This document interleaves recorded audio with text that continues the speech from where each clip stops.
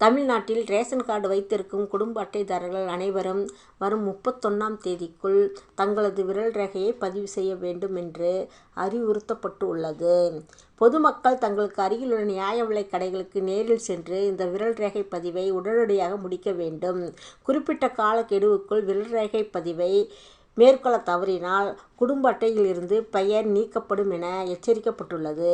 எனவே தகுதியான நபர்கள் அனைவரும் தங்களின் பெயர்கள் நீக்கப்படுவதை தவிர்க்க இந்த சரிபார்ப்பு பணியை விரைந்து முடிக்க வேண்டும். சொந்த ஊரை விட்டு வெளியூரில் வசிக்கும் குடும்ப உறுப்பினர்கள் இதற்காக தங்களின் சொந்த ஊருக்கு செல்ல வேண்டிய அவசியமில்லை.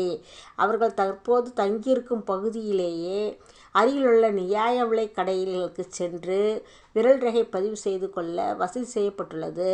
இந்த சலுகையை பயன்படுத்தி வெளியூரில் இருக்கும் பொதுமக்கள் சிரமமின்றி தங்களது விவரங்களை புதுப்பித்துக் கொள்ள முடியும். அரசின் இந்த எளிய நடைமுறை வெளியூரில் வாழும் மக்களுக்கு பெரும் உதவியாகவும் நிம்மதியாகவும் உள்ளது.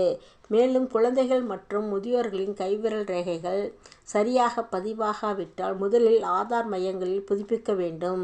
ஆதாரில் விரல் ரேகையை சரியாக புதுப்பித்த பின்னரே நியாய விலைக் கடைகளில் கைவிரல் ரேகையை பதிவு செய்ய முயலும்.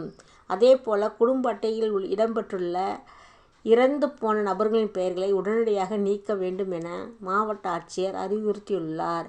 போலியான பெயர்களை தவிர்த்து தகுதியானவர்களுக்கு மட்டும் பொருட்கள் சென்று சேர்வதை உறுதி செய்ய இந்த நடவடிக்கைகள் எடுக்கப்பட்டு வருகின்றன.